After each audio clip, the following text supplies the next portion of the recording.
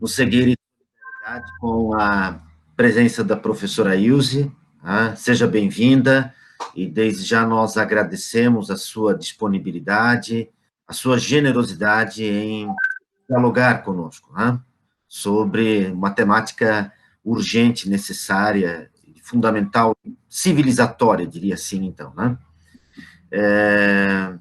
É a segunda atividade desse coletivo ao longo dos meses em que ele existe. Ele surgiu, evidentemente, no contexto da pandemia, e nós tivemos um primeiro diálogo com o professor Edir Kanzi, da área da filosofia do direito, algumas semanas atrás, pensando as questões vinculadas ou que se desdobram a partir dessa pandemia, e agora esse segundo diálogo com a professora Ilse.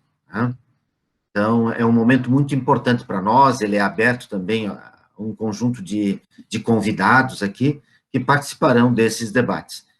E sem delongas, eu passo a palavra para a professora Graciela, que irá conduzir o diálogo. Então, professora Graciela, fique à vontade.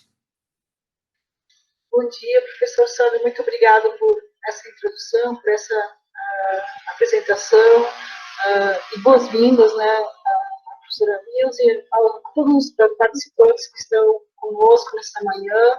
É uma alegria muito grande, professor Jairo, professora Edna, professora Krishna, os demais colegas que estão aqui presentes, professora Camila, Crisângela, que está podendo participar. São inúmeras as pessoas que a gente gostaria de agradecer, mas especialmente a disponibilidade de estarmos aqui reunidos, né, e refletindo sobre essas questões, como o professor Sandro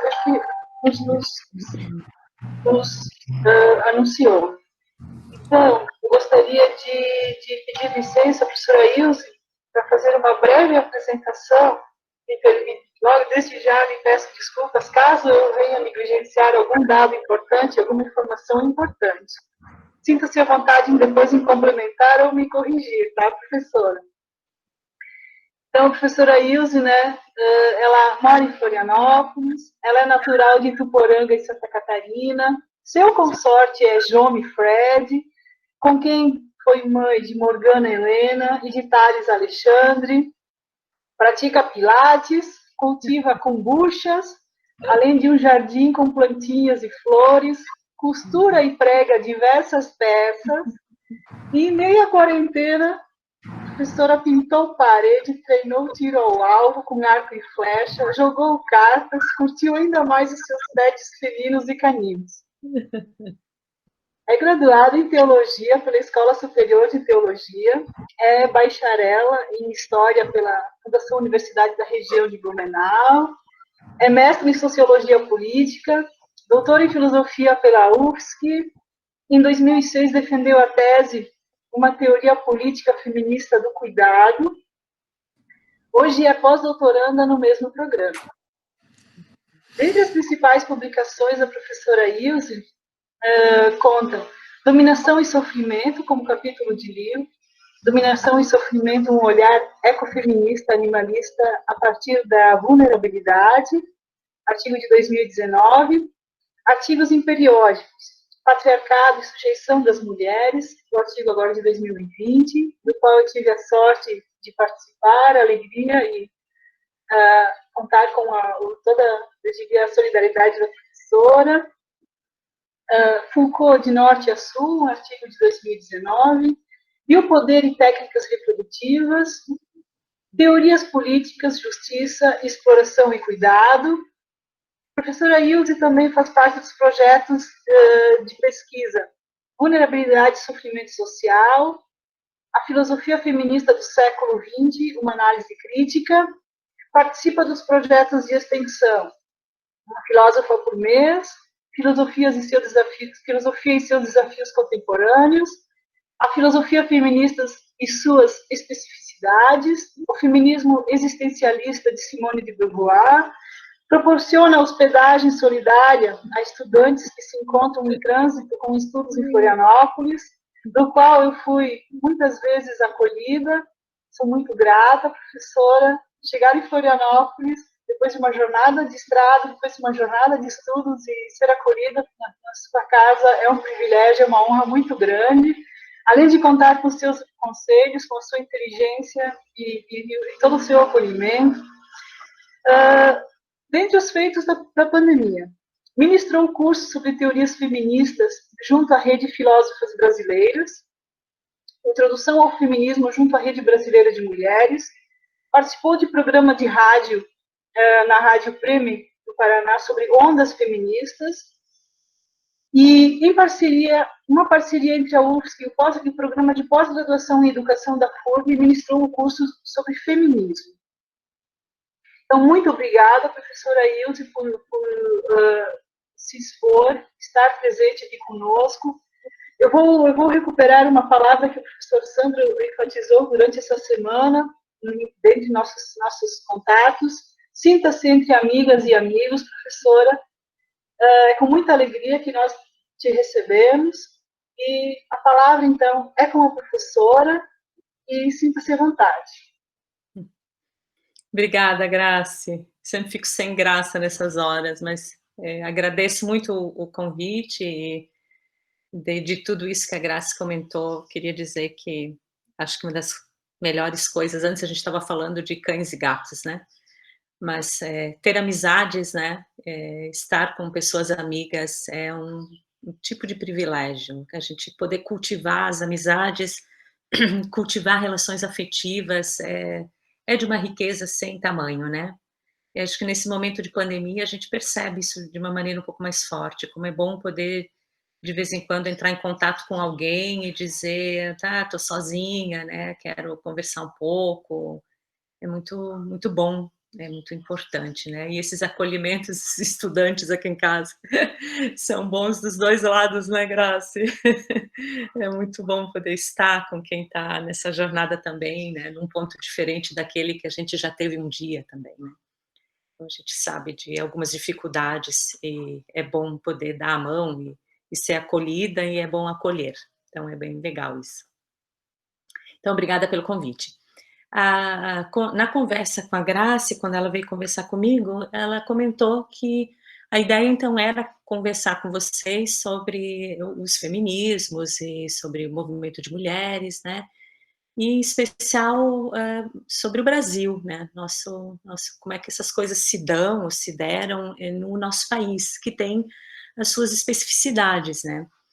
E, realmente, nesse percurso que eu acabei fazendo, é um percurso acadêmico, né? Ele é interdisciplinar, mas ele sempre teve esse fio condutor, que eu sempre fui muito interessada sobre as questões das mulheres, né? Inicialmente, quando eu era bastante jovem, sim, tinha uma questão de resolver a mim mesma, né? Eu lembro que eu ouvi isso há muitos anos atrás, da questão feminista ser uma questão para mulheres que não se sentem bem ou não estão se sentindo confortáveis dentro da sua sociedade. Então, como se tivesse um problema meu para eu resolver. E sim, começou dessa maneira, né? E no segundo momento, tive uma filha, então quando eu já estava, digamos assim, me defendia bem dentro do mundo em que eu vivia, eu pensava muito no mundo dela, né? No mundo no qual ela ia viver. Então, deixou de ser uma questão feminista a favor de mim mesma, passou por uma questão a favor da minha filha, e depois, quando tinha a percepção de que ela também ficaria bem, se defenderia bem, dentro de uma realidade que pode ser, inclusive, violenta para mulheres, né? Em muitas situações a gente vê violência de todos os tipos, não apenas a violência física e grave, né? Se eu posso, de alguma maneira, protegê-la desse tipo de situação, eu não posso protegê-la de outras que são de violências psicológicas, de falta de respeito, de opressões do cotidiano, né? Isso é ela mesma que tem que lidar. E depois passou a ser uma questão de direitos humanos, uma questão de de extensão de questões para outras mulheres, para fora do meu círculo de preocupações pessoais, né. Na minha tese de doutorado, inclusive, eu acabei trabalhando com a temática do cuidado, que é um conceito feminista que nasceu, nos Estados Unidos, com pesquisadoras do campo da psicologia, e esse conceito, ele também foi muito criticado inicialmente, por ser um conceito que talvez só pudesse ser aplicado para pessoas de dentro do círculo de proximidade, né, você só pode cuidar de quem está perto. E isso seria uma crítica para que essa questão não fosse uma questão tão grande ou tão importante para a filosofia, outras áreas, como questões que pudessem ser mais abstratas, que pudessem ser aplicadas para pessoas fora do meu círculo de proximidade. E, com o tempo, essas teóricas desenvolveram, um pensamento e um material no campo da ética do cuidado, para comprovar o quanto é uma questão que se estende para fora realmente, né, então essa primeira crítica não cabe mais. E eu acho que é a mesma coisa com as questões feministas, né, se por algum momento elas são pessoais e particulares, para muitas das mulheres que trabalham dentro do campo das pesquisas feministas, num segundo momento a gente supera, isso ou, passa a trabalhar com essas questões também por uma questão muito mais ampla e maior, que eu vou chamar de uma questão de justiça, né, ou de direitos, ou de solidariedade, nós podemos falar nisso de diversas maneiras. Mas, então vou começar pela questão que parece fácil, mas é complexa, que é definir o próprio feminismo. É uma questão disputada, inclusive, e eu gosto de dizer que em outros campos teóricos a gente fala, por exemplo, que o capitalismo se reinventa, que, sei lá, outras coisas se reinventam. O feminismo também se reinventa, né, ou se reinventou várias vezes ao longo da história. Então é uma palavra que no final do século XIX, passou a ser compreendida da maneira que a gente compreende mais ou menos ela hoje, né, passou a ser associada a um movimento, a uma luta de mulheres, e eu acho que mais ou menos o que a gente pensa hoje que é uma feminista, o que é o feminismo, é o que começa a ser produzido e pensado coletivamente a partir do século XIX. Só que, atualmente, quando eu, pelo menos, e outras pesquisadoras pensam da mesma maneira, né,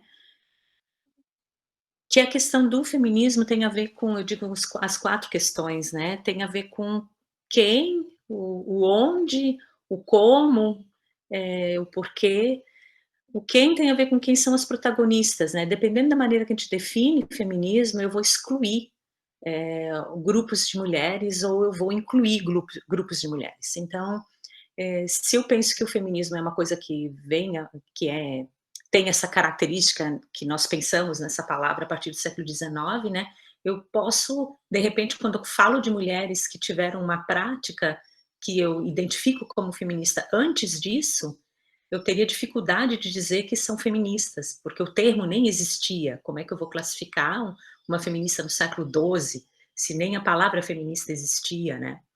Ou o outro problema do onde, né, o feminismo é pensado muitas vezes como um movimento da Europa ou dos Estados Unidos, então tem o problema do onde, né. E as lutas de mulheres na África, e as lutas de mulheres na Ásia, né, das japonesas, das árabes, eu não posso classificar como feminismo se eu associar o feminismo simplesmente a esses movimentos, né, do filme que ficou muito famoso recentemente, no ano passado, o anterior, né, que foi as sufragistas. Então, se eu localizo o feminismo como sendo algo do século XIX, nascendo na Europa, em torno da questão do sufrágio, eu estou de alguma maneira limitando um escopo, eu estou limitando para um grupo, algo que, se eu for classificar melhor, eu posso encontrar em outros tempos históricos e em outros lugares. Então, por isso a pergunta do quem, né, quem é, tem a ver com o onde e o quando, tem a ver, então a definição de feminismo acaba ficando mais complexa, se eu quero abrir o meu olhar para outras mulheres em outros lugares e outros tempos históricos. Então, por conta disso, a definição de feminismo, se vocês forem olhar por aí, ela é encontrada de muitas maneiras, né? A gente pode definir feminismo de mais maneiras. E eu acabo tenho trabalhado com um conceito, então uma interpretação, uma visão de feminismo que é mais aberta, que não é limitada, né, não começa necessariamente com as sufragistas no século XIX, na Europa, né? E para isso, então, eu faço uma diferença entre as ideias feministas e o movimento feminista. Para as ideias, eu posso localizar ideias semelhantes às ideias feministas contemporâneas, ou diferentes, mas que têm por trás uma motivação semelhante, questões semelhantes, em outros lugares, em outros tempos históricos. Isso para mim é importante nesse momento também, por causa do projeto, esse projeto que a Graça citou, que é Uma Filósofa por Mês, que é um projeto de resgate de pensadoras e de filósofas em qualquer tempo histórico, em qualquer lugar, que é uma tentativa de reconstruir ou construir uma outra narrativa da nossa própria história, e especificamente da história da filosofia, né? Então, nós temos ousado afirmar que existiam pensadoras que eu posso imaginar e dizer com um pensamento de tipo feminista no século XII, como nós recentemente trabalhamos uma monja do século XII, que é a Hildegarda de Bingen, e encontrar na postura dela e em algum material dela traços ou de algo que nós podemos chamar de feminista hoje, né? Mas então, né, ainda não defini. Isso era só uma maneira de dizer que a questão é complexa, né, que dependendo de como eu definir isso, eu posso excluir muita gente. E o que nós temos tentado é incluir muito mais. Acho que o feminismo contemporâneo, inclusive, cogita a associação, ou, né, a abertura a toda uma discussão se homens podem ser feministas, é uma questão contemporânea, né? Uma discussão de que ou um homem e uma mulher trans cabe dentro do movimento feminista contemporâneo. Então, são discussões delicadas, que causam, às vezes, muito debate e muitas cisões também, né? Há pessoas que não vão aceitar a participação de um outro grupo dentro de que nós podemos chamar de uma luta feminista, ou dentro de o simpatizante de uma causa feminista, né? Então, tem muitas questões. E nós poderíamos chegar a definições bastante curtas ou simplificadas, talvez, de feminismo, né? Uma que a Bell Hooks, por exemplo, que é uma feminista negra dos Estados Unidos, ela tem um livro traduzido para o português, bastante introdutório, fácil de ler, que a gente encontra na internet para baixar, inclusive, e o título do livro é O Feminismo é para Todos. E ela fala nesse livro que o feminismo é uma luta contra o sexismo e contra a opressão, né, e ela explica inicialmente que definir feminismo dessa maneira é uma forma de dizer que o feminismo não é uma luta contra os homens. E ela diz, é uma luta contra o sexismo, que é um comportamento que eu posso encontrar, por exemplo, em mulheres. E é um comportamento que eu posso encontrar na maioria dos homens, mas posso não encontrar em muitos homens. Então, é uma definição que ela dá, que é bastante interessante. Representantes do que a gente chama de feminismo radical, e que no Brasil agora tem adquirido uma característica diferente. O feminismo radical, ele iniciou nos Estados Unidos nos anos 60, 70, e ganhou esse nome porque eram mulheres que tentavam encontrar o radical, a raiz dos problemas, das questões das mulheres em geral, né? Buscavam a raiz dos problemas da opressão das mulheres em inúmeras sociedades, né? E elas diziam, não, nós vamos a fundo, nós vamos para a raiz do problema. É diferente da maneira que nós entendemos radical hoje, né? Quando a gente, você é muito radical. Não era nesse sentido que foi pensado inicialmente o feminismo radical nos Estados Unidos, mas que no Brasil, acho que nós temos 2 tipos de feminismo radical já atualmente, né? Um feminismo que é este ainda, que se identifica com um conjunto de teorias que as feministas radicais dos Estados Unidos começaram a produzir, por exemplo, o conceito de patriarcado. Ele é um conceito que nasceu entre essas feministas dos Estados Unidos e que tem sido recuperado agora, né, no que tem sido chamada também de quarta ou quinta onda brasileira, pelo menos. Tá, é uma palavra muito utilizada novamente no Brasil, né? Ela foi utilizada nos anos 60 e 70 fora do Brasil, no Brasil também ela foi usada, depois ela ficou um pouco de lado, foi um pouco esquecida, e hoje em dia está novamente forte entre nós a palavra patriarcado, né? Então, entre o feminismo radical dos Estados Unidos e o nosso brasileiro também, é possível definir o feminismo como uma luta contra a opressão e a exploração de mulheres. Né, da Bell Hooks, ela foca na questão sexista. No feminismo radical, a gente vai comumente ouvir muito mais a expressão de opressão e exploração, né? Se for um feminismo já tendo lido muitas coisas também de um feminismo mais anticapitalista, né, mais socialista, então a palavra exploração pode aparecer junto com a definição de feminismo. E, só para terminar o problema da definição, né, eu vou vou fazer referência a uma outra definição bastante interessante de um feminismo contemporâneo, este sim é mais recente, né, que é o feminismo comunitário, ou comunitarista.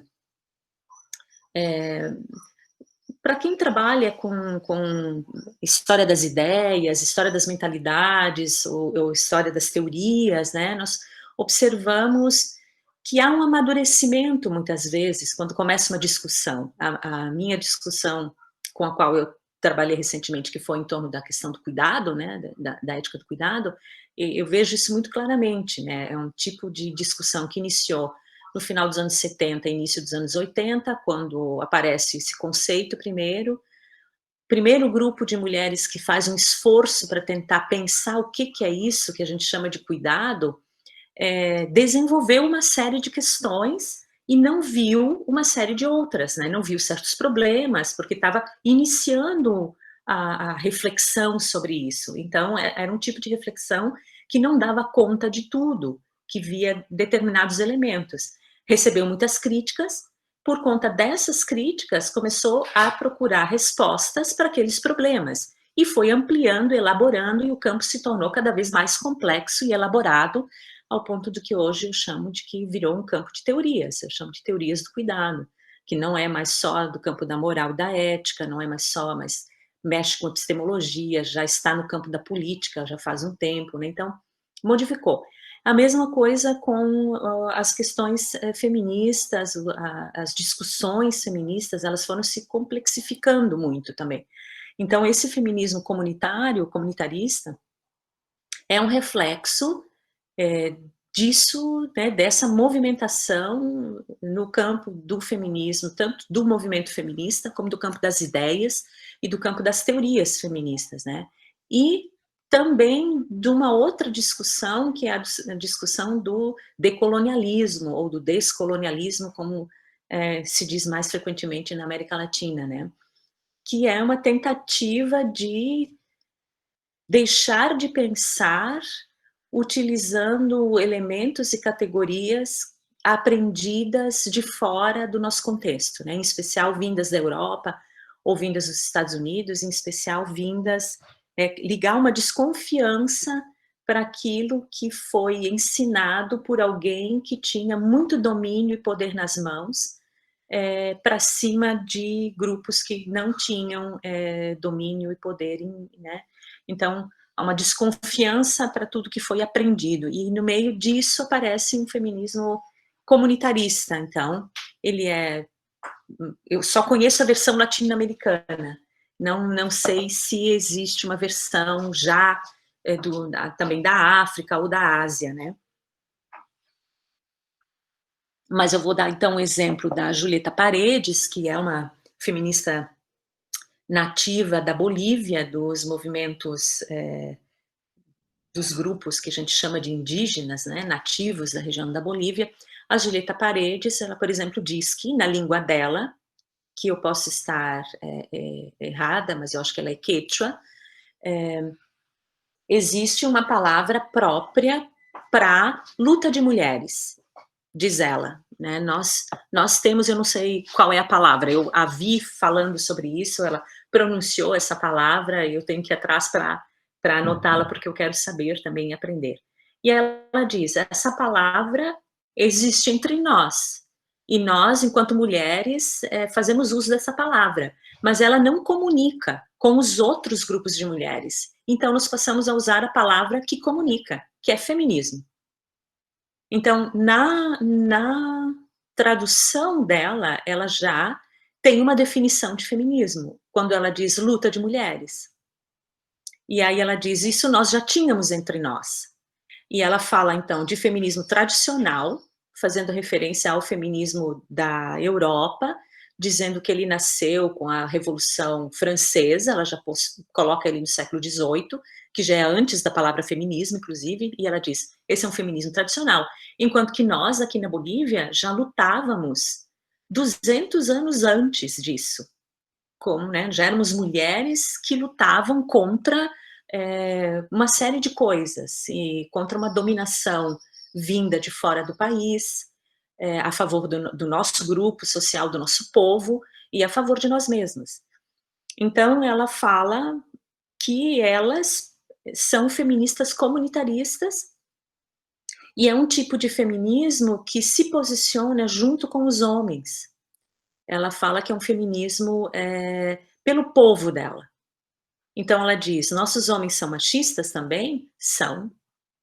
E nós não vamos desculpar esse tipo de machismo também, quer dizer, quando nos tratam como menos do que um ser humano, nós não vamos aceitar como mulheres, mas ainda assim temos conectado com isso uma consciência de que somos um povo, e de que os nossos homens também têm sofrido determinadas práticas e têm sido agredidos na sua humanidade. Então, ela fala de uma luta de mulheres contra o patriarcado, ela usa uma linguagem, ela mistura, então, uma linguagem do feminismo radical, mostra com qual feminismo ela está dialogando também, que o feminismo comunitarista dela está dialogando também com o feminismo radical de outro lugar, né? Bom, já usei um monte de palavras, né, que são comuns para quem trabalha com esse fenômeno que nós chamamos de feminismo, né?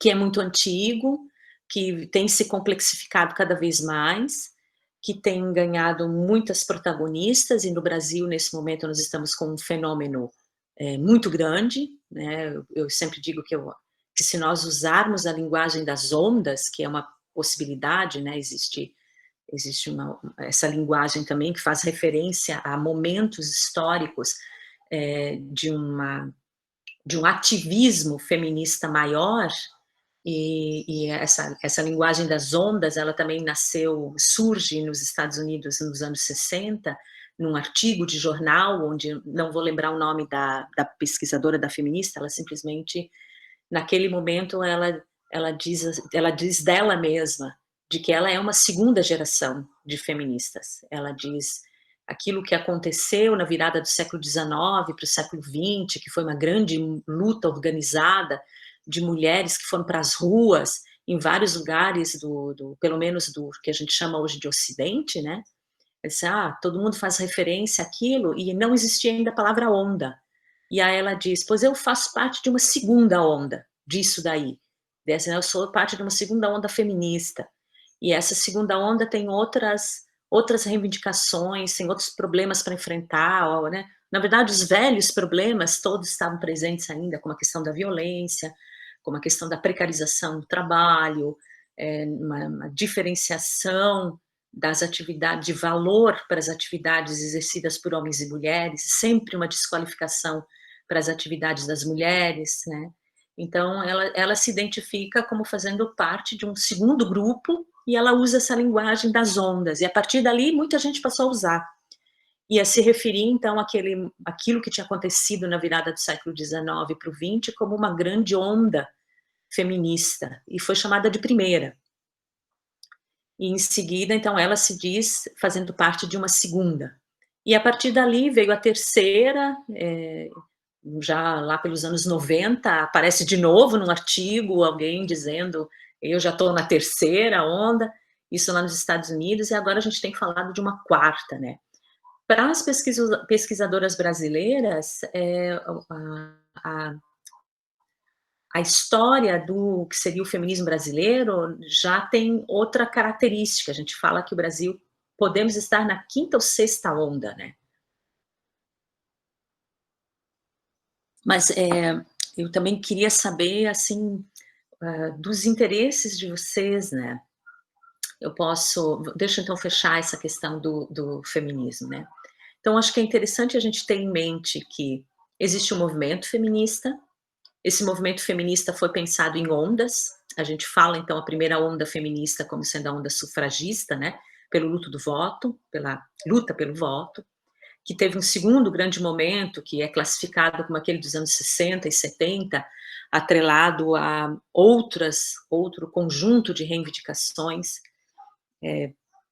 que tinha mais a ver com a ampliação de liberdades, para algumas mulheres poderem entrar no mercado de trabalho, quando outras sempre estiveram no mercado de trabalho sob condições muito difíceis, né?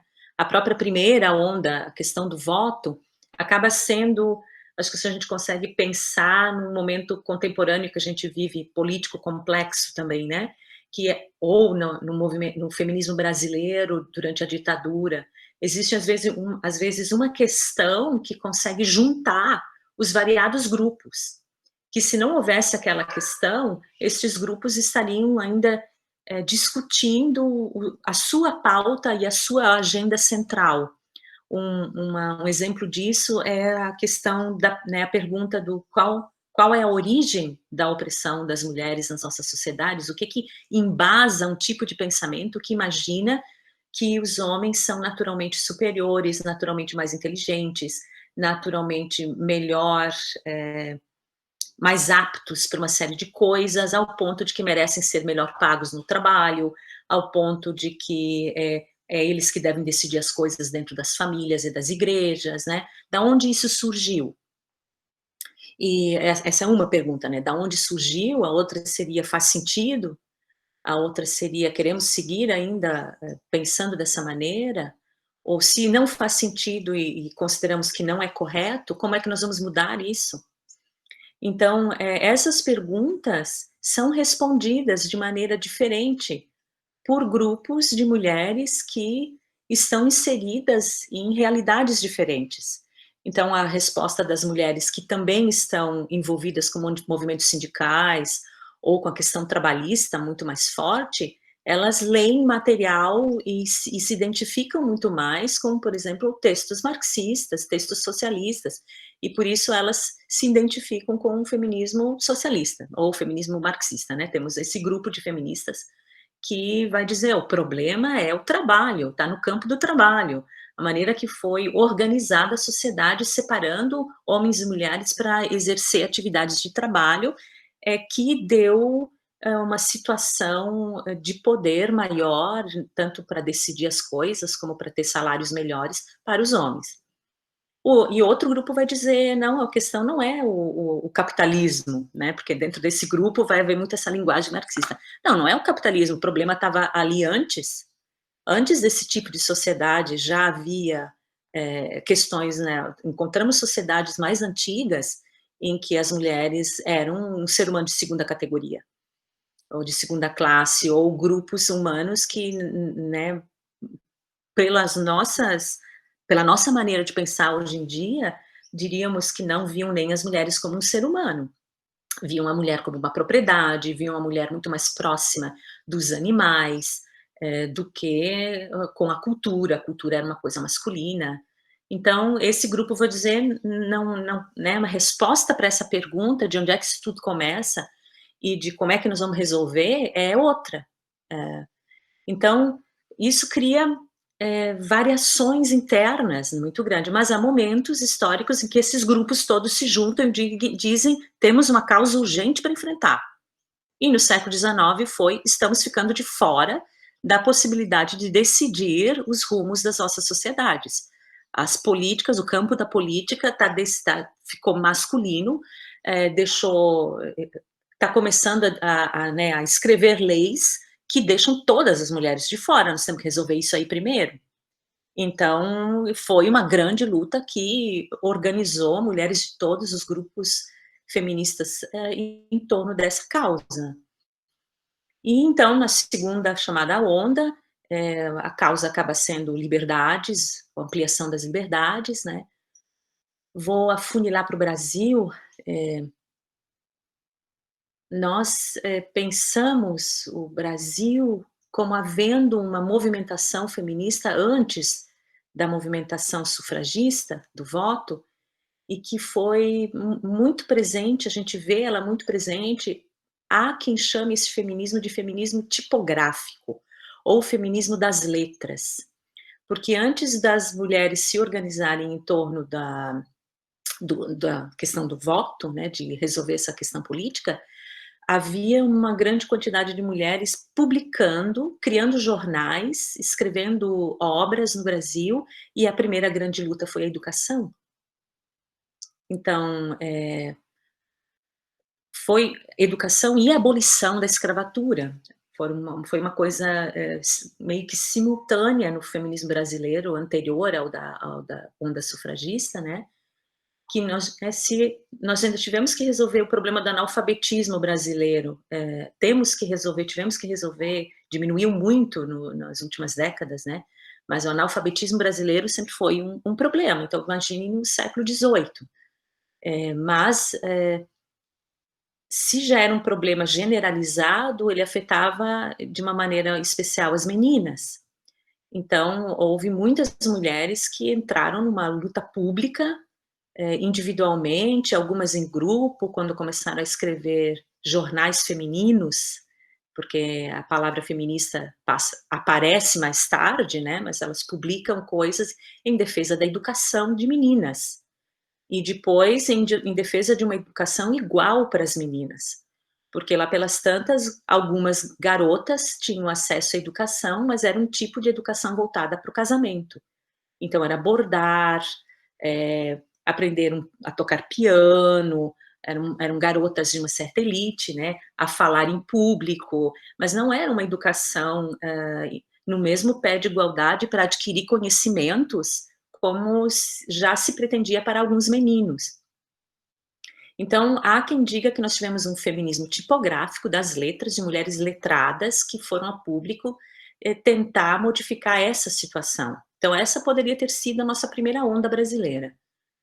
E aí sim, a segunda onda teria sido semelhante às de outros países, né? Nós tivemos um movimento forte de luta pelo voto no Brasil, que tem até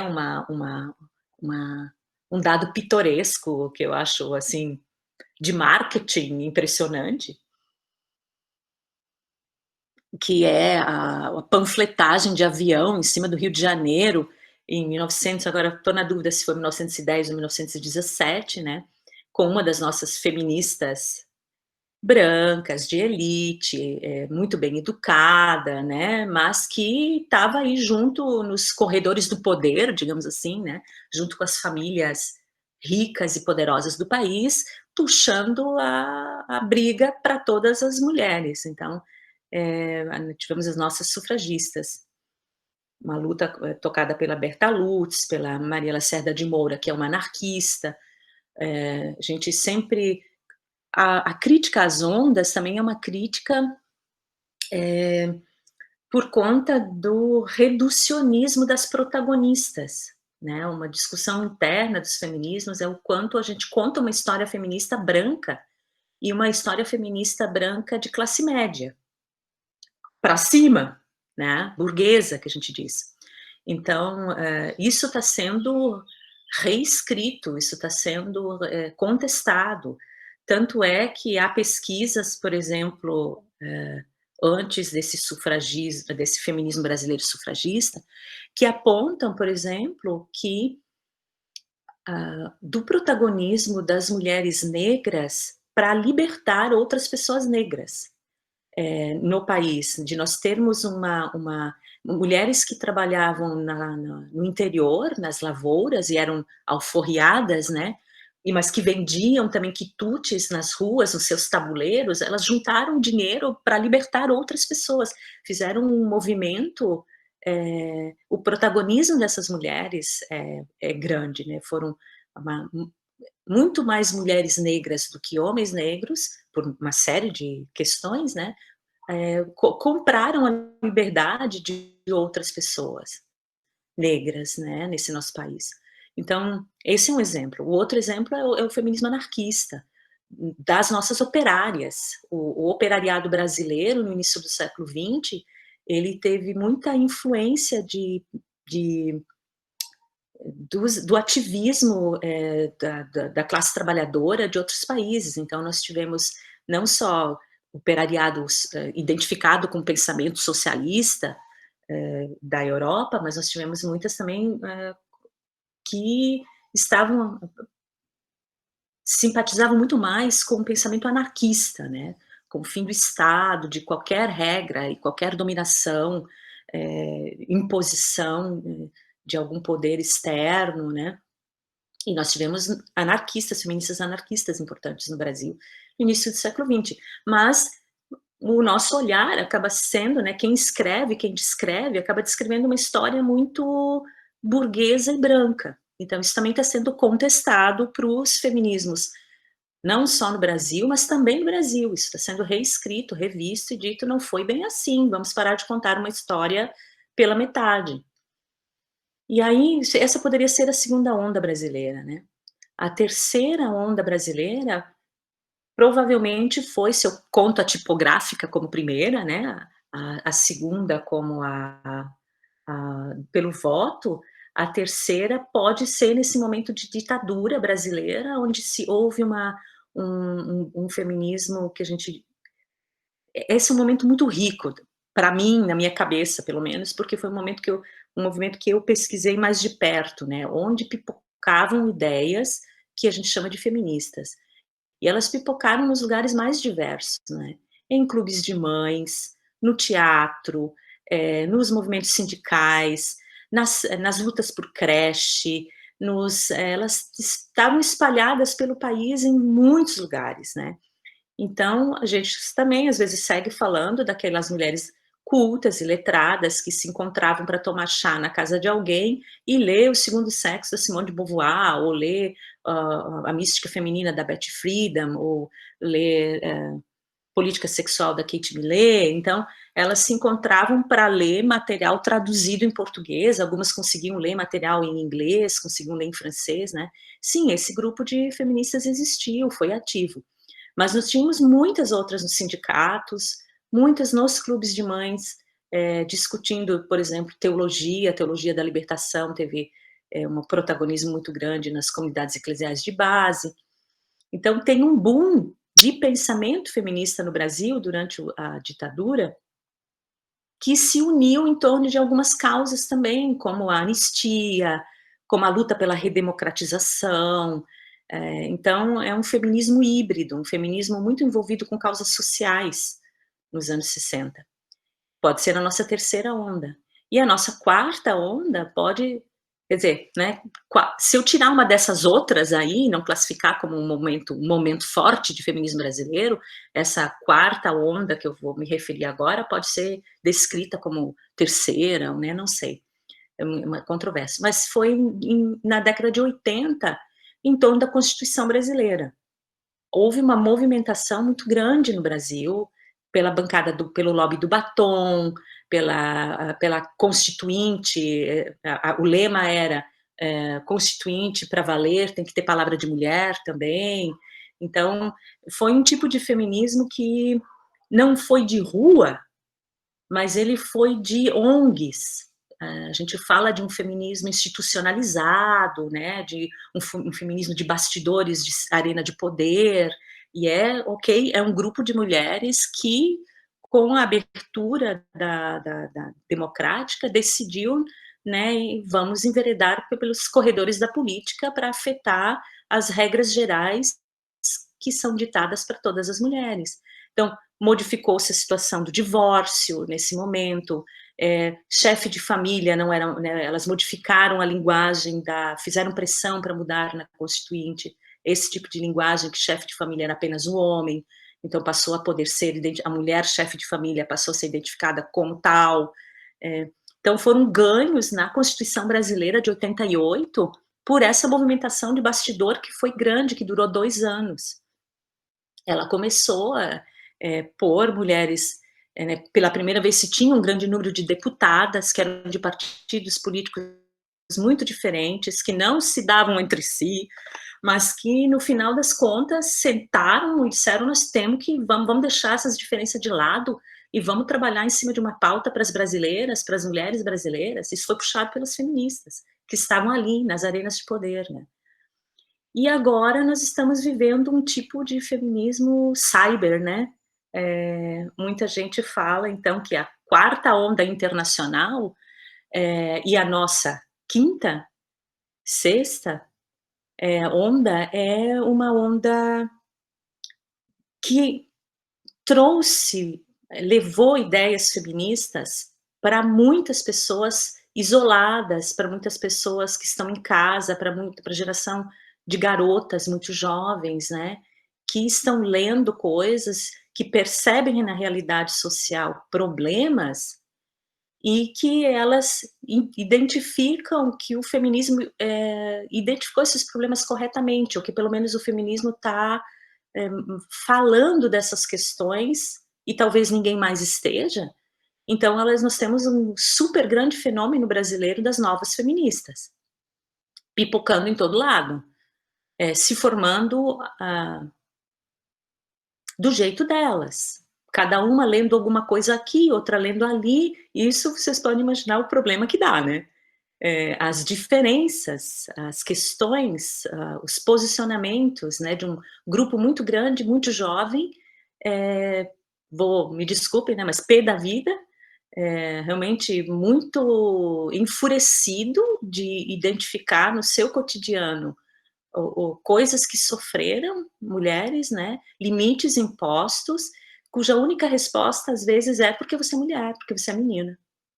E o que não faz sentido, né, assim, mas como assim? Eu tenho, né, tanta capacidade pensante, a força física não pode ser suficiente para uma série de questões, né, eu não preciso usar força física para uma série de questões, ainda assim os homens são considerados superiores, ou eu preciso calar a boca, ou eu não posso estudar, ou eu não posso uma série de coisas, e a única resposta é porque eu sou menina. Então isso cria um tipo de revolta, um tipo de dor e de sofrimento, né, e eu não estou nem falando da violência, né. A violência é a ponta extrema de uma prática, que está dentro da visão de mundo, né, de homens e mulheres, que usa o imaginário da força física para impor a vontade de um indivíduo, em geral homem, por cima de uma série de outras pessoas, porque há um imaginário de que essa pessoa é superior porque é homem. Então ela tem o direito de voz, ela tem o direito de ser servida, ela tem uma série de direitos, e cuja única resposta é porque ela é homem. E que não faz sentido essa resposta, né, pelo menos para quem reflete um pouco acerca dela. Então nós estamos num momento tenso, tenso de várias maneiras, né, porque é tenso pros feminismos brasileiros, dentro do feminismo ele é tenso, entre as feministas é tenso, mas é tenso também desse diálogo com feministas e a sociedade. Quem não é feminista, né, homens e mulheres que não estão compreendendo, ou né, o diálogo entre essas novas feministas e o restante da sociedade é forte, muitas vezes é agressivo, Então há uma reação, há uma contra-reação. Quanto mais mulheres defendendo essa posição feminista, mais o restante da sociedade percebe a possibilidade de que as regras podem mudar. Determinadas regras podem mudar. O conforto de certas coisas já estabelecidas é abalado. Então, cria-se essa tensão também. O que eu não comentei é que todo momento histórico em que há uma grande movimentação feminista, há um grande movimento antifeminista. Há contra-reação. Então, nós também temos essa contra-reação nesse momento dentro da realidade social, forte, né? Uma queda de braço também. E a difamação sempre fez parte também. É uma maneira de impedir outras mulheres e outros homens de conhecerem e de pensarem em questões feministas, né? Então, você difama antes para poder impedir que o grupo aumente, para que mais pessoas cheguem junto para refletir.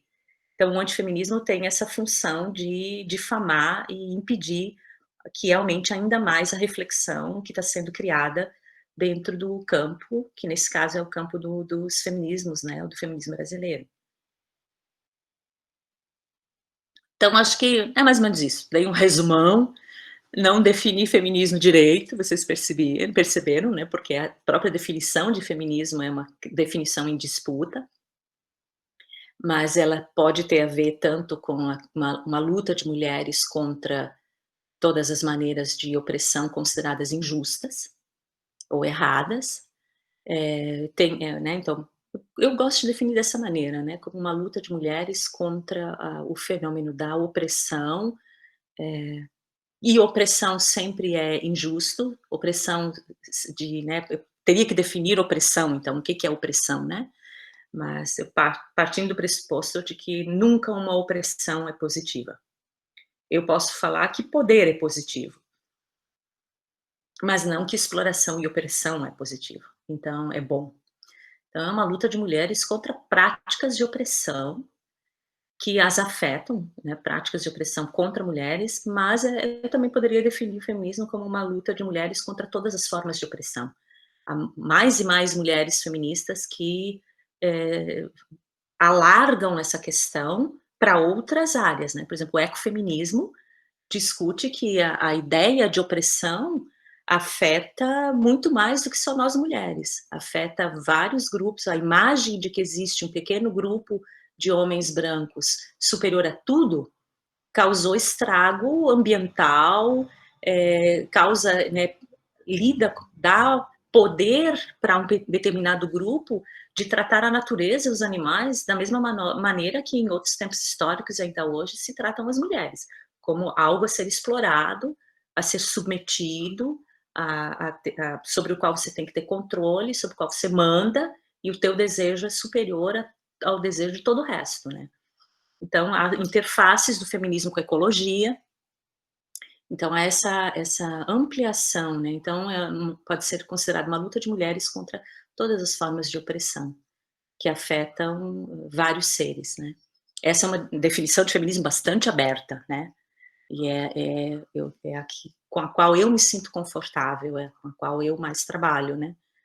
Então, definir feminismo não é simples, dependendo da definição que eu vou dar, eu vou excluir muitas pessoas, eu vou restringir o campo ou não, posso querer isso realmente, né? E o feminismo brasileiro tem a sua própria história, né, seus próprios momentos, ao mesmo tempo que chegou ao tempo presente da maneira que está aí, né? É um movimento grande nesse momento no Brasil, que tem uma reação contrária forte também, né? Temos muitas feministas jovens aprendendo ainda a pensar e usando da sua raiva e da sua indignação fortemente e que vão, não sei para onde elas vão, né? Mas vão discutir as suas questões, vão pensar as suas questões, provavelmente da experiência, da história que a gente tem, vão abrir isso para inúmeras direções, como foi no passado. O feminismo comunitarista é um exemplo ou feminismo decolonial, né, de feminismos contemporâneos que nós temos no Brasil. O que mais nossas feministas vão inventar, vamos viver para ver. mas elas estão discutindo entre si e pensando coisas, né, com parcerias variadas. As mais socialistas seguindo numa direção, as mais anarquistas para outra direção, o feminismo negro brasileiro se fortalecendo bastante, o feminismo lésbico também tem discutido e pensado suas pautas no Brasil, as feministas indígenas têm, as camponesas, então há outros elementos que criam os grupos, né? Os grupos mesclam as suas dificuldades, os seus contextos às ideias feministas e vão criando suas maneiras de enfrentamento da realidade em que elas vivem e contribuem para nós com modificações na sociedade. Essas modificações, às vezes, são menores, de curto alcance, às vezes são de maior alcance, fazem um efeito muitas vezes menor do que a gente esperava, mas nela é um movimento de luta, são quedas de braço, às vezes se avança, às vezes se recua, às vezes se avança para um lado que não era o central que se queria, mas já é um ganho. Então é uma realidade complexa, né, e que está em movimento, que se reinventa. Então acho que é o ponto de partida para a gente conversar. Tentei dar um apanhadão bem geral das coisas. Dá para dizer que existe, então, na internet um vídeo, que é esse vídeo que eu fiz para a rede de filósofas brasileiras, que é uma introdução aos feminismos. Dá para digitar o meu nome e colocar feminismos e rede brasileira, alguma coisa assim, de filósofas, e é um vídeo que fala especificamente do contexto mais internacional, usa definições de feminismo um pouco diferente das que eu usei agora, mas usa Bell Hooks, nesse vídeo eu apresento a Bell Hooks também, o pensamento dela, e fala um pouquinho mais detalhadamente do que, né, usando a linguagem das ondas, então, nesse vídeo, né, então se alguém quiser conferir, e dando umas pinceladas para a questão brasileira também, umas pinceladas, não aprofunda muito, acho que eu não falo do feminismo tipográfico, por exemplo, né, mas dá para olhar esse material também para pensar essas grandes ondas que envolvem outros países, a crítica às ondas, né, tem um pouco de material ali. E agora, então, eu vejo que vocês têm curiosidade ou gostariam de conversar mais. Professora, obrigada aí por todo esse conteúdo, toda essa bagagem de tradições, de pautas, de movimentos, de contribuições, né, que a professora elencou para nós, nos situou, né, fazendo as pontes Brasil, fazendo a ponte mundo, as questões em disputa, as questões de luta, as conquistas, né, até as questões de impasses, né, as concorrências entre as diferentes correntes do feminismo. São muitas questões, são muitas variáveis, e acredito que nos colocam ainda mais atentos e perplexos diante de para onde isso tudo poderá ainda ir, né? Caminhamos até aqui, construímos, galgamos isso, e para onde ainda podemos percorrer, para onde podemos nos direcionar ainda. Mas eu tenho aqui umas 3 perguntas próprias, mas como eu tenho mais oportunidade de acesso à professora, o privilégio, né? Eu vou colocar à disposição do grupo essas perguntas, eu vou colocar que os participantes se sintam à vontade em encaminhar perguntas. A professora Maria Luísa já fez perguntas, né? Então, quem sabe os nossos participantes aqui sejam bem-vindas e bem-vindos todos os que estão participando. Sinto-se convidados a perguntar, né? E, mais uma vez, muito obrigada, professora, mas eu vou colocar a pergunta que a nossa professora Maria Luísa fez, que é em relação à direção das lutas do feminismo atual. Então, eu gostaria de colocar um pouco de contexto, então. Em meio a essas diferentes gerações, essas diferentes ondas, essas diferentes pautas, que direção o feminismo está percorrendo? Como a professora percebe isso? Como a professora tem identificado essa guinada mais contemporânea? Quem sabe até eu diria, impulsionada pelo contexto de pandemia. Se fôssemos identificar hoje, quais seriam essas pautas, quais que seria essa direção do feminismo contemporâneo? Uhum. Eu diria, no contexto de pandemia. Uhum. Pois é. Eu acho que pode ser que algumas coisas modifiquem-se ainda, né? Pode ser bem provável, né? Mas eu acho que se eu falo em feminismo brasileiro no singular, eu estou falando de algo, do meu ponto de vista, né? Que está em polvorosa. Que está em polvorosa, que está em tensão. Não gosto de dizer que está em disputa interna, mas é possível que esteja, né? É possível que esteja, só eu que não quero assumir. Pode ser. Porque eu prezo pela imagem ou pela ideia da gente tentar trabalhar em conjunto, né? Eu prezo isso para muitas coisas, porque eu acho que o individualismo é um problema contemporâneo que se aprofunda cada vez mais. Então, só por conta disso, eu sou a favor de pautas coletivas e de tentativa de que a gente caminhe, amplie cada vez mais um senso de coletividade, de sociedade, de solidariedade, como uma contramão mesmo de um tipo de sujeito moderno do qual nós estamos sendo vítimas, né, de um tipo de modernidade individualista que eu acho que nos causa muitos males, né? A questão ecológica é um problema consequente disso, problemas afetivos, né? Há muitas questões que a gente poderia pontuar. Então, em si, eu já tenho essa tendência de tentar resolver as questões, de tentar caminhar em conjunto, e não de forma hierarquizada ou de forma individualizada, né? Então, eu prezo muito pela tentativa de nós construirmos um movimento feminista no qual a gente se acomode com as nossas diferenças, todas nós, e que a gente consiga trabalhar pela sociedade, com a sociedade e por nós mesmas, né? Então eu tenho essa tendência. Mas eu vejo as tensões internas, as tensões estão bem difíceis de lidar, há momentos de cisão, há momentos de agressões mútuas, de grupos contra grupos, internamente, nos feminismos brasileiros, né? Então, são jogos de força interna, não sei para onde isso vai dar.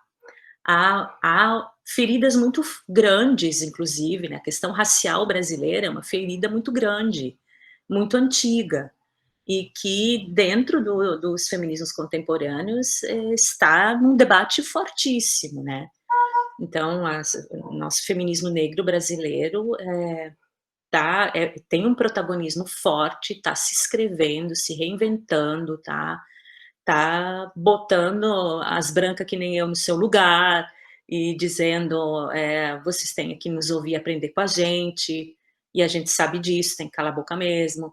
E, então, tem umas discussões internas importantes acontecendo. Para que lado que isso tudo vai, eu não sei. Essa é uma questão, né? Eu acho que o feminismo negro, nesse momento, no Brasil, a luta anticapitalista, porque não, né? A maioria das nossas mulheres é trabalhadora, a maioria das nossas mulheres não está precisando resolver só a questão ligada aos relacionamentos com os homens, ou que a gente chama de questões de gênero, né?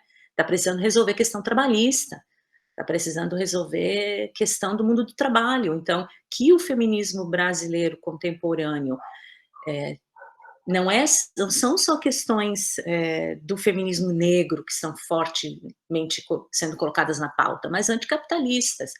Então, né, uma tendência para esse lado do feminismo, assim, interno, né, parece que é para lá que o grosso do feminismo brasileiro está tendendo a ir, porque nós, né, a maioria das nossas mulheres são trabalhadoras também, precisam resolver essas questões. Mas a questão da política nacional, acho que se impõe novamente. Então, né, não é que de novo, um tema central da política brasileira, da sociedade brasileira, roube as nossas outras pautas, né? Na verdade, uma questão se torna urgente e que às vezes você se unifica em torno de algo, né? Então, em 2018, o movimento Ele Não, no Brasil, foi enorme. Nas grandes capitais, foi um movimento imenso, que, né, o futuro as pesquisas futuras vão nos mostrar o quanto na semana seguinte dessas milhares de mulheres na rua, foi falsa a afirmação de que criou o contramovimento do tipo Ele Sim, né? O quanto essa informação foi fake, o quanto foi uma informação no sentido de impedir as mulheres de voltarem para a rua mais uma vez e mostrarem toda a sua força. Então, o cenário nacional se impõe, né, a política nacional se impõe de uma maneira muito forte nesse momento em que nós estamos. E é outro elemento que, né, não sei para que lado vai, tem a ver com o desfecho do que nós estamos vivendo também, né? Então, há duas questões que estão se colocando por causa da pandemia. Uma é a quantidade de mulheres cujo peso das atividades domésticas está massacrando. Então, se a pauta das atividades domésticas nunca foi deixada de lado, sempre esteve presente, né? A desvalorização do trabalho das mulheres dentro dos lares, dentro das famílias, é muito grande.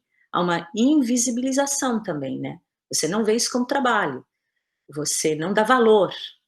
E, por outro lado, larga tudo nas costas de alguma mulher dentro da casa.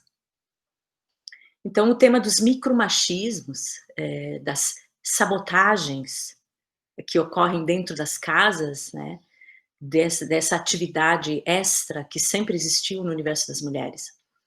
Então, tem aparecido artigos como que aponta para o fato de que as revistas acadêmicas receberam muito menos artigos de mulheres durante a pandemia.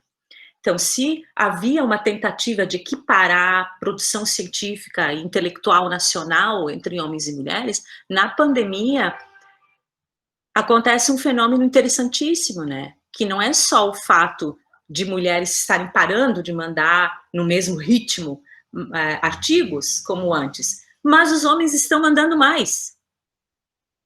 É um fenômeno duplo muito interessante.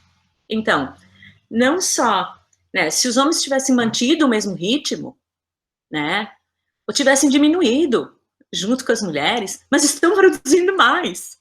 Então, isso está criando um desequilíbrio de novo, né, e mostra o que está acontecendo nas casas. Os homens estão conseguindo assumir esse momento que, oba, tempo livre. Eu vou poder recuperar uma série de coisas que estão atrasadas.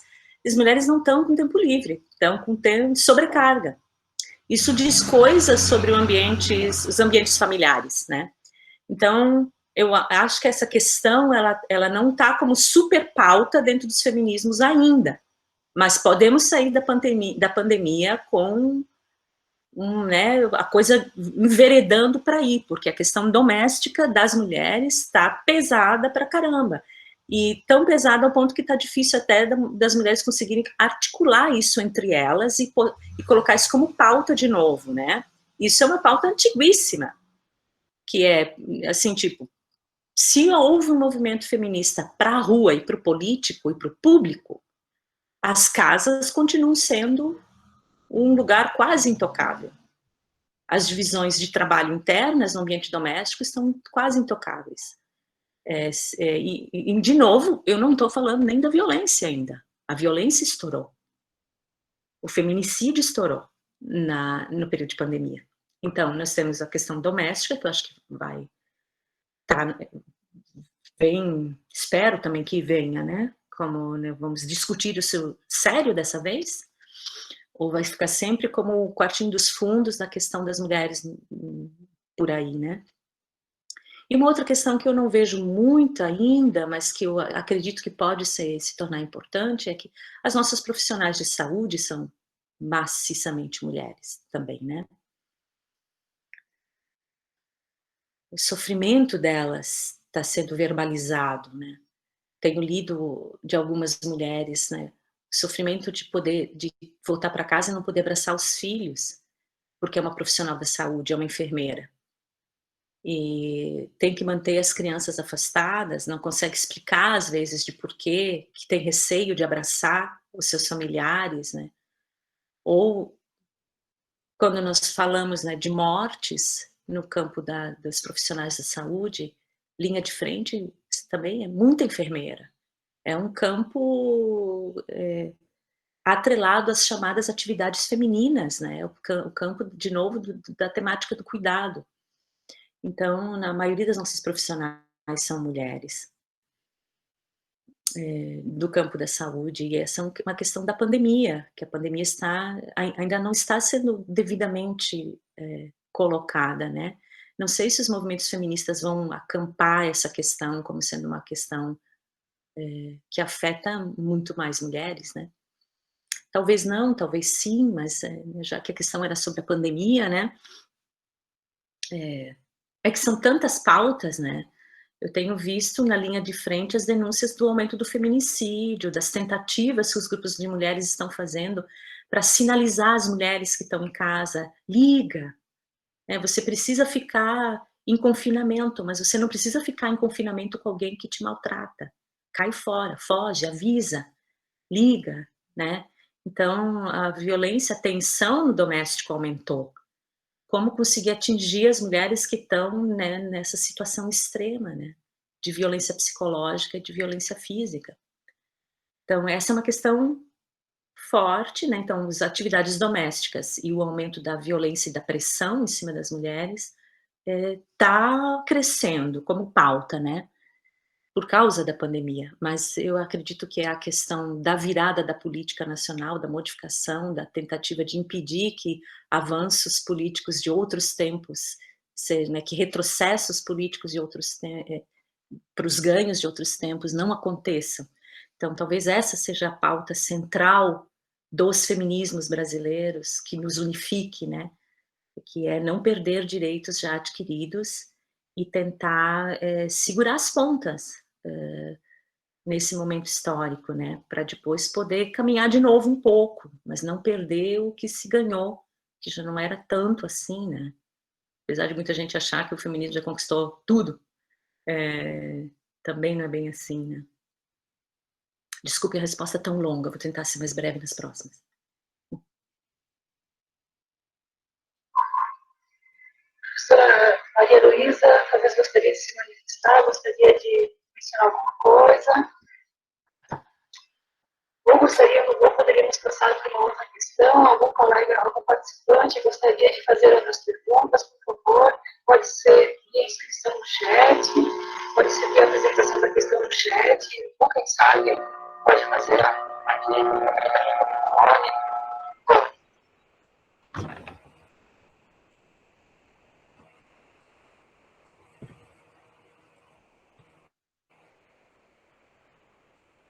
Dúvidas também, né? Posso? Vai, Jair.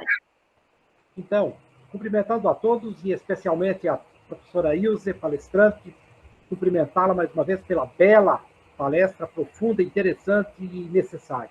Tá? Então, parabéns pela sua brilhante fala, professora. Formação da nossa sociedade cristã, teocrática, eurocêntrica, machista, branca e por aí afora. Isso justifica, em grande medida, a sociedade que nós temos, né? Que se materializa também esse preconceito contra mulheres em piadas, nas letras das músicas, nas legislações, veja a legislação eleitoral, por exemplo, porque tem uma obrigação que tem que ter 20%, senão nem isso alcançaria. Tá? E o Brasil tem uma dívida histórica com as mulheres, todos os setores, mas no campo da política também. Veja, tivemos uma única experiência com a presidente brasileira e não suportou, né? Ainda mais quando que ela tinha uma pauta, por exemplo, e um slogan até, era pátria educadora, né? Isso incomoda a elite, incomodou a elite. Quando que ela fala, por exemplo, vamos abrir os arquivos da história, especialmente da ditadura militar, né? Isso incomoda a classe dominante, a Casa Grande e assim por diante, né? E num momento também que tem um parlamento machista em grande medida também, né? E por aí afora, então, é um conjunto de violências brancas e brandas que acontece sistematicamente. O 8 de março pode ser interessante, um espaço, vamos dizer assim, para ampliar e um espaço até pedagógico de debate, né? Infelizmente, temos 8 de março, mas é uma oportunidade também para reafirmar um espaço feminino e um espaço de debate e um tempo de discussão. Tá? Enquanto que o mercado coloca o 8 de março, coloca as datas como possibilidades mercantis, eu, pelo menos, tenho trabalhado pedagogicamente o contrário disso, né? De mostrar uma outra pauta, né? Essa pauta histórica e essa pauta da violência contra as mulheres e tudo mais, né? Não é uma pergunta, mas também pode ser colocada na mesa para o debate, e a professora pode, quem sabe, também se manifestar nesse sentido. Uhum. Bom, são percepções minhas. Né? Fique à vontade. São muitas questões, né, que apareceram na tua fala, vários temas que a gente poderia comentar. E eu vou comentar então, que tem a ver, talvez, com esse nosso único experimento até o momento de ter uma mulher na presidência do país, que foi recebido dessa maneira, né? Interessante como as piadas que apareceram em torno dela eram piadas violentas, mas com conteúdo sexualizado muito forte, né? Realmente muito violentas, que eu não quero nem nomear algumas aqui, né? Mas eu acho que muitas de nós têm em mente algumas coisas que aconteceram no cenário nacional contra esta mulher que ocupou a presidência, né? E eu estava isso me veio à cabeça porque foi algo que nós estávamos comentando aqui ainda ontem, sobre como está sendo interessante dar uma olhada no plano geral da pandemia, né, global na pandemia nesse momento. Os 3 países que têm apresentado um número muito grande, praticamente um descontrole na questão da pandemia, que é o México, os Estados Unidos e o Brasil, são justamente 3 países que têm nesse momento na presidência homens que a gente chama de negacionistas, né? Homens que, na verdade, representam um tipo de retrocesso de reflexão, de posicionamento no campo das pesquisas científicas, né? Então, por um lado, a gente tem isso, né? Esses 3 países que estão meio que sem controle no meio da pandemia, tem essa coincidência, vamos dizer, né? De ter esses 3 presidentes com essa característica em comum. E, por outro lado, interessantemente, países que tiveram um resultado muito bom tinham mulheres na presidência, né? Taiwan, Nova Zelândia, a própria Merkel na Alemanha, há um conjunto, um grupo de mulheres na presidência de alguns países que tomaram medidas bastante rápidas, até duras, no caso, por exemplo, da Nova Zelândia, e que tiveram um resultado muito rápido. A Nova Zelândia erradicou o vírus, né, e detectava rápido. Claro, nós estamos falando de há outros fatores envolvidos, nós estamos falando de países que não têm a dimensão continental que tem Brasil e Estados Unidos, né? Nós não podemos usar apenas isso como fator. Mas elas também poderiam ter agido de outra maneira e os seus países poderiam seguir sendo áreas de foco e problemas agudos também. Mas as posturas delas foram, de alguma maneira, rápidas e testaram muita gente, isolaram logo todo mundo e o vírus acabou sumindo na Nova Zelândia porque morreu, não teve mais para quem ir, né? E não, como exemplo.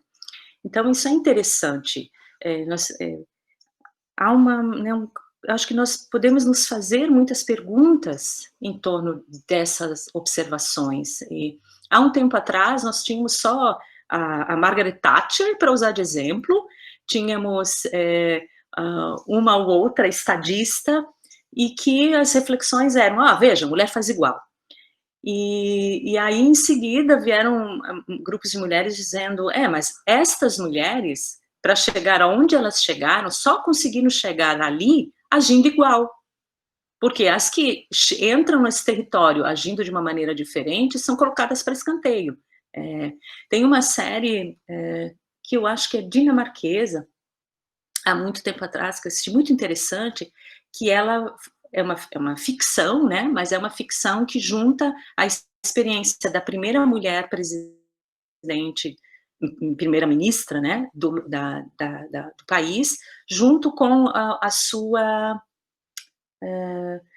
como é parlamentar, tem as duas figuras, né, tipo presidente e primeiro-ministro, um negócio assim, eu não me lembro qual que é a outra figura que eles mesclaram nessa série. Mas acontece um jogo político lá e assume pela primeira vez uma mulher de um partido muito pequeno. E tem uma cena que eu acho muito interessante, que ela chega para a primeira reunião pós-eleição, e ela, então, pela primeira vez, eleita como presidente, ela não tem experiência naquilo, etc., é um país pequeno, tudo isso. Mas ela senta na mesa e ela não quer sentar na cabeceira, ela senta junto na mesa. E a reunião não funciona direito. Quando ela sai da reunião, o chefe do partido dela cola no lado dela e diz assim para ela, na próxima reunião você senta na cabeceira. E daí ela diz assim, mas não é esse tipo de política que eu quero fazer. E aí o cara diz para ela, não interessa. Neste momento, você só vai poder fazer o tipo de política que você quer fazer depois que você conseguir fazer com que esse grupo que vai trabalhar contigo te respeite. Senão eles vão continuar te tratando como uma mulher, que significa não vamos ouvi-la, é uma mulher. Então, no caso dessas mulheres como a Margaret Thatcher, né, eram mulheres que conseguiram chegar, a própria Hillary Clinton, muito se discutiu sobre ela, né, que foi candidata nos Estados Unidos, né, mulheres que conseguiram chegar numa determinada posição política nacional, muitas vezes precisando fazer o jogo de sempre, para poder chegar ali. No caso dessas outras que nós estamos podendo pensar agora e avaliar agora, elas já parecem estar podendo atuar de uma maneira um pouco diferente já estão conseguindo produzir pautas de uma maneira um pouco mais dialogal, também são países menores. Então, são experimentos políticos que a gente não pode ainda dar um diagnóstico sobre isso, né? Mas, pelo menos, poderíamos dizer que talvez já possamos, no futuro, pensar sobre isso, né? Já estamos tendo outros experimentos. Quando eu comecei a pesquisar a questão do cuidado, me chamou muito a atenção a primeira mulher que tinha se tornado presidente do partido de esquerda da França, que foi a Michelle Aubry, acho que é isso. Posso estar trocando o nome, às vezes eu troco os nomes. Ela apresentou uma pauta para o partido da gestão dela, dizendo que a pauta dela era uma pauta que ia focar na temática do cuidado, no valor político do cuidado, e foi um desastre. Porque os próprios colegas começaram a dizer, vamos ter uma política mamãezinha, uma política de tipo paternalista, porque o imaginário deles sobre o cuidado era extremamente feminizado, e eles não tinham leitura nenhuma do campo, a leitura que ela tinha, de onde as teorias do cuidado já tinham chegado, que é o campo político, que tem a ver com bem-estar social, que tem a ver com valorização da saúde, da educação, uma série de pautas que o campo das teorias do cuidado enfatiza. mas o pessoal não sabia do que se tratava e lidou com um imaginário comum, que é um imaginário de desvalorização das atividades femininas, né?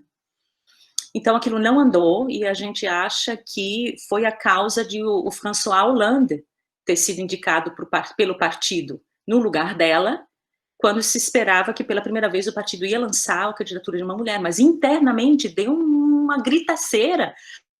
Não foi só a direita, foi a esquerda, foi todo mundo que bateu nela, por causa do plano que ela tinha e que ela apresentou, que estava fugindo dos trilhos de acordo com as práticas tradicionais, porque ela tinha usado uma linguagem atrelada ao feminino.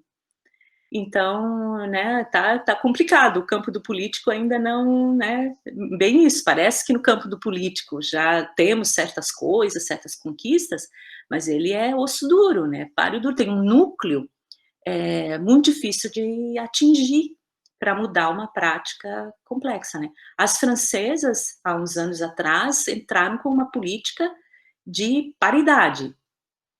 Elas estavam fortemente, mais radicais também, né, mais fortemente dizendo 30% não faz sentido.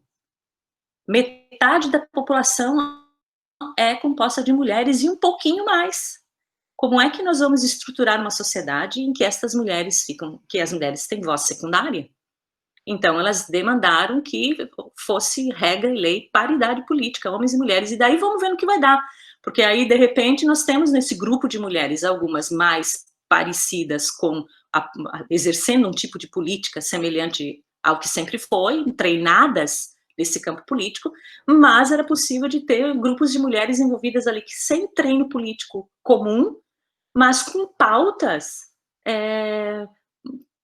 que eu diria até acertadas, né? Pautas mais pé no chão, pautas mais atreladas à população em geral, que vão ser de saúde, que vão ser de educação, que vão ser de mudança de direção da política, de não armamento, de uma série de questões, né? Se o mundo todo fosse aplicado à paridade, nós íamos ter discussões muito interessantes, mas não é o caso. Então, o caso nesse momento ainda é árduo, né, de abrir a brecha para uma ou outra, isso é muito pouco. Então, a política é complicada mesmo, mas, né, a luta continua, como dizem umas e outras. Então, estou pensando no assunto, viu, mas estou numa parte da...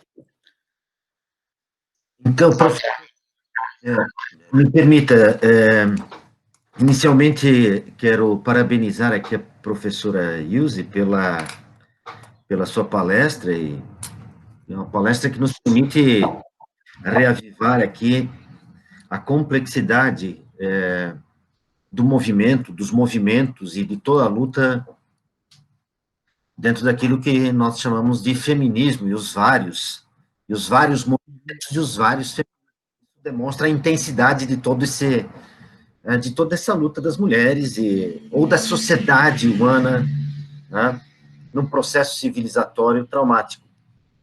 Mas a questão que eu gostaria de colocar é uma questão mais conceitual, acho que para o nosso diálogo, né?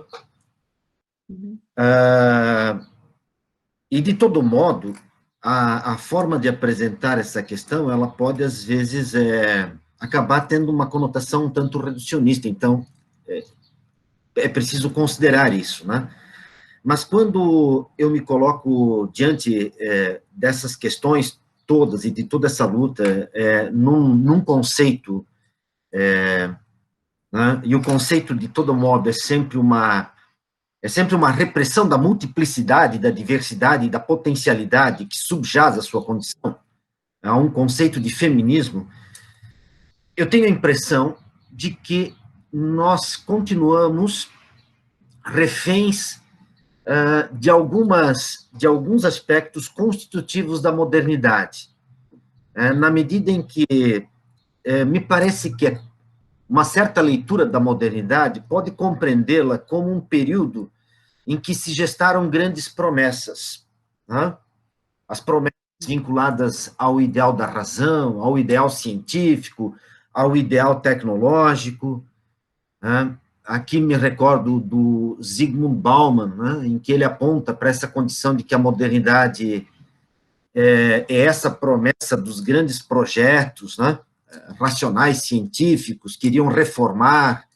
Ele usa até uma metáfora na modernidade e ambivalência, que é o estado jardineiro, né, que faz, enfim, a homogeneização de toda a diversidade das flores e das gramíneas que podem existir num jardim, e assim sucessivamente.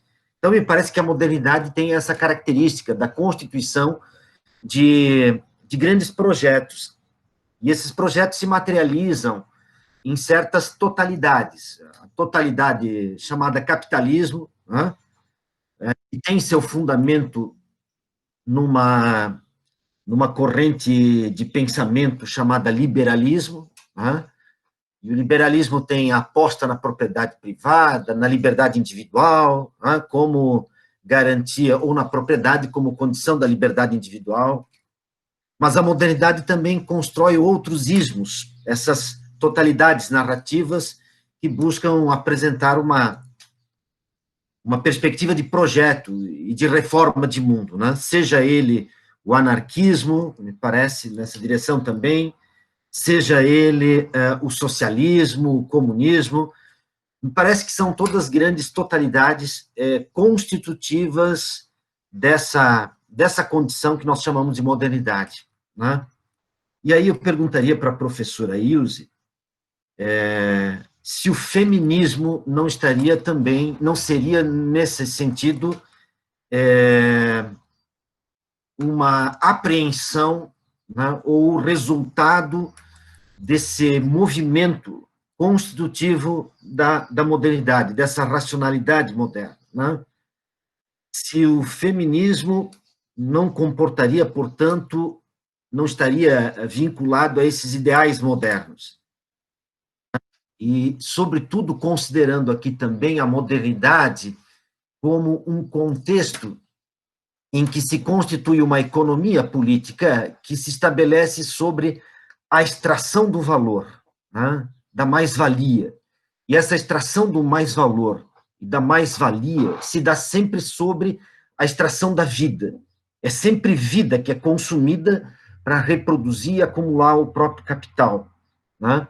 E aí, considerando o fato de que, seja ele o liberalismo, né, seja ele o capitalismo, seja ele os outros ismos, não estariam todos eles, de certa forma, procurando se situar e, de certa forma, reproduzir essa extração de mais vida, né, que é constitutiva da própria modernidade, ou essa repressão da vida na extração de mais vida. E se o feminismo, mesmo considerando aqui toda a multiplicidade de movimentos, não estaria preso a essa lógica da própria modernidade. É um pouco nessa direção, professor. Eu queria... Estou com a página aqui aberta e não tem lugar para anotar, porque são várias questões que eu queria comentar. Eu não sei se vou lembrar de todas os tópicos. Vou começar por... Eu acho que o que acontece conosco na modernidade, para além desses ismos, os ismos estão como reduções, vou dizer, como maneiras de abarcar uma totalidade e manter ela sob um significado, sob um nome, eu podendo explicar ela de determinada maneira, eu vou chamar isso de redução. Que a racionalidade é um elemento, né? O uso da racionalidade para estruturar essa definição, para explicar essas coisas, e no final, aquilo que foi explicado e dito passa a equivaler à realidade. É um reducionismo nesse sentido. Eu deixo de ver os outros elementos envolvidos na definição da coisa, e ela é definida por aquilo. E, né, por isso as grandes totalidades, né? O ismo acaba explicando uma coisa de maneira... É a questão do pensamento científico também, que zela por uma explicação quanto mais simples possível, quanto mais condensada, para poder... É uma maneira de racionalizar mesmo. Então, só que eu diria que esses fenômenos de... Agora eu vou para o macro, né, o fenômeno de uma coisa, assim, tão grande, totalitária, totalizante, então, né, que abarca toda a realidade, não vejo como um fenômeno da modernidade, eu vejo como um fenômeno da modernidade a descrição disso de uma maneira, reduzida, né.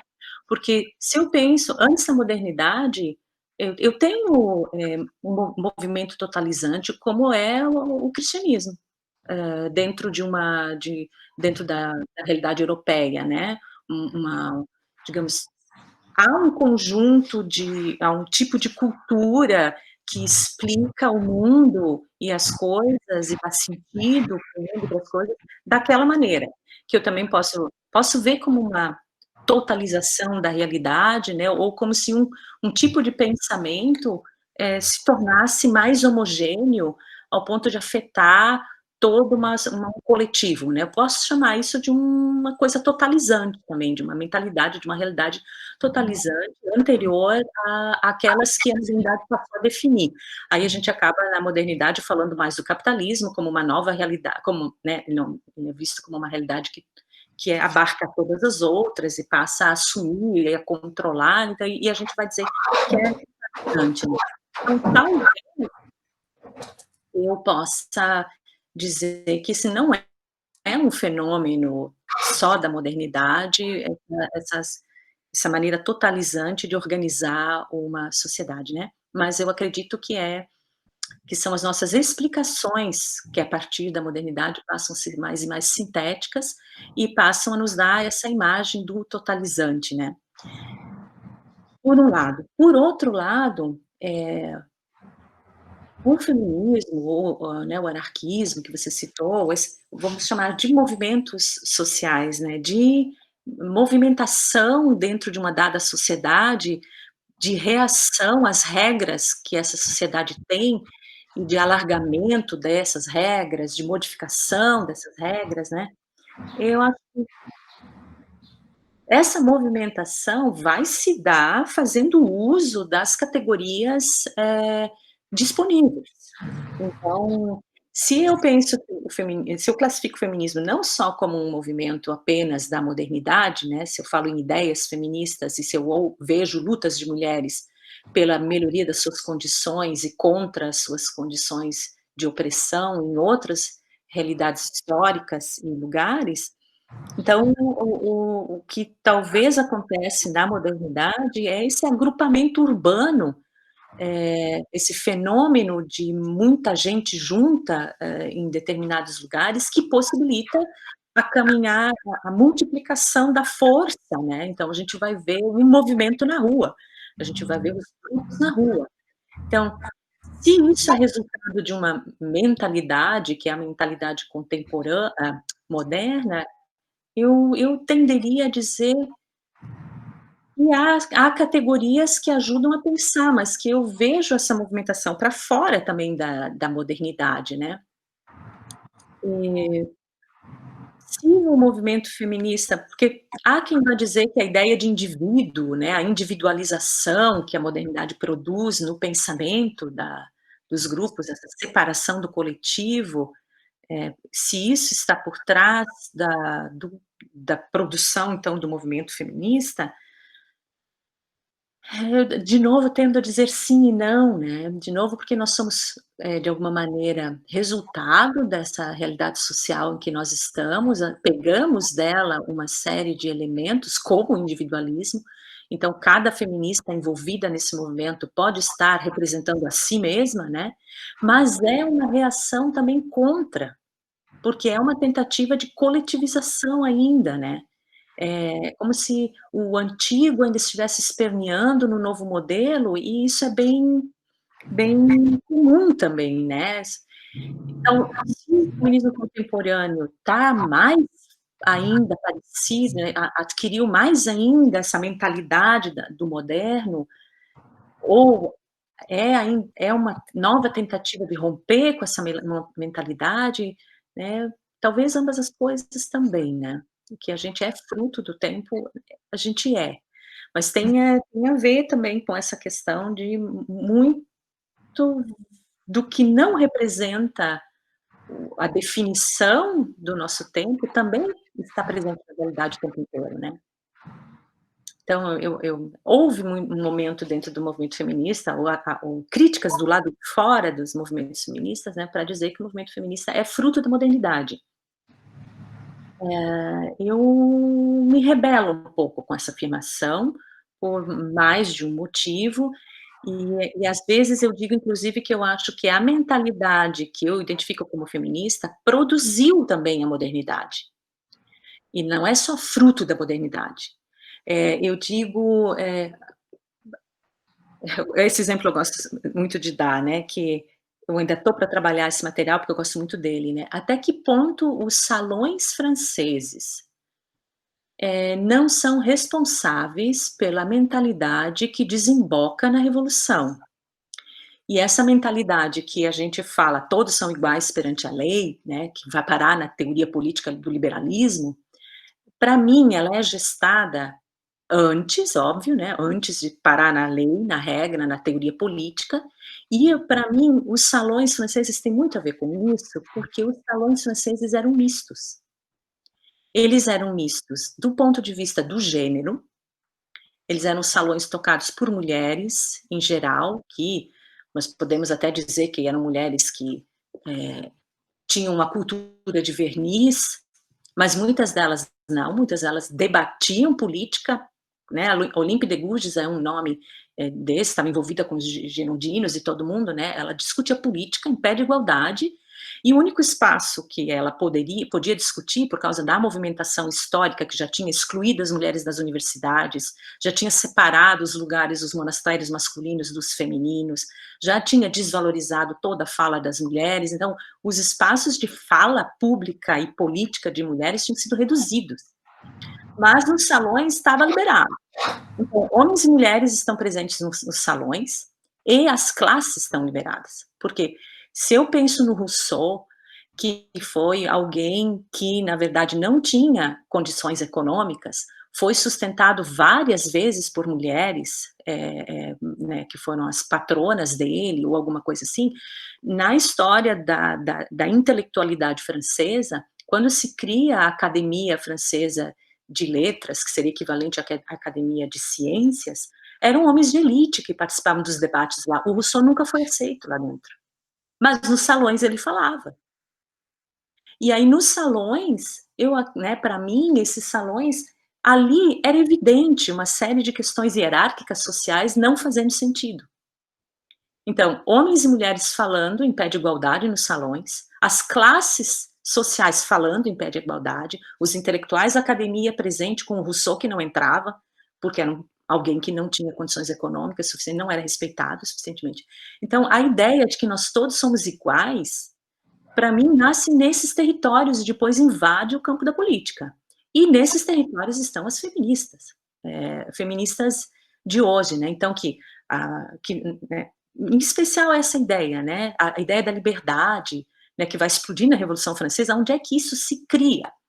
Isso se cria no ambiente popular, do meu ponto de vista, né? E esse ambiente popular é sem as classes, né?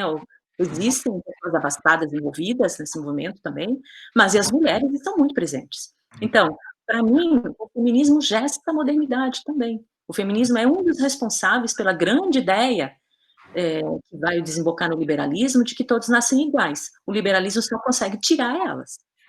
Na hora de implementar a regra, a lei, a teoria, vai achar uma maneira de atrelar as mulheres, todas as mulheres à natureza e os homens à cultura, para liberar as regras gerais de uma nova sociedade política para homens, e ainda vai tentar criar o detalhe de que os homens com posses. Vai ter que discutir também a importância da propriedade privada. Então, eu acho que a teoria política que aparece para embasar a modernidade, ela tenta tirar tudo que estava vindo dentro dela e cria uma teoria política de novo para aquele pequeno grupinho, né? Ela repagina a teoria política. E a partir dali a gente vê a modernidade em cima desses pilares. Mas para mim o buraco é mais embaixo. Então eu acho que eu tenho dificuldade de dizer que o feminismo é fruto da modernidade. Para mim a modernidade é fruto do feminismo também. Ou de pensamentos feministas dentro da realidade social que desembocam nas teorias da modernidade, né? a racionalidade, de novo, o modelo da racionalidade pode ter sido uma maneira de expurgar as mulheres também, né? Criar um modelo, então, para essa modernidade que vai segurar essas duas forças, que é a classe popular e as mulheres. Então, a teoria vai fazer o favor de criar de repaginar o negócio. E aí a gente tem que ir lá como força social, de novo, fica-se na realidade, se debatendo contra as novas regras, né? É tudo muito complexo, né? Não é estático. E tem sempre umas armadilhas, umas coisas, né? A narrativa aparece bem embrulhada às vezes. E a gente vai ter que ficar olhando para ela e sacando que tem umas coisas esquisitas, umas coisas, sei lá, e aí às vezes leva muito tempo para a gente criar a contranarrativa, né? E no caso das mulheres, a exclusão das mulheres e das classes trabalhadoras da produção da intelectualidade atrasa o processo pra caramba, né? Fica muito mais lento para a gente chegar e dizer, epa, né? O feminismo é que gestou essas ideias aí, e a classe popular gestou essas aí, e o liberalismo foi lá e assumiu para si mesmo o pacote. Mas só quando a gente consegue participar da discussão e ter acesso à educação e a fazer essas leituras que a gente consegue reagir. E demorou, que botaram a gente para debaixo do tapete. Não contemplei toda a tua fala, né, Sandro? Eu dei só algumas coisas aí. Não, excelente, professora, excelente, bacana, muito bom. Agradecido pela sua reflexão e pelo posicionamento dessas, e sobretudo chamando atenção para essa questão que é de fundamental importância, de que uma narrativa comporta subnarrativas, comporta armadilhas, meandros, e esse é o trabalho do intelectual no tempo presente, né? Esse é o trabalho de todo e qualquer indivíduo que queira participar intensamente do tempo em que vive. Olhar para esses pontos obscuros que se apresentam na clara luminosidade do dia, no sentido do esforço de tentar compreender algo. Né? Muito obrigado. Agradecido.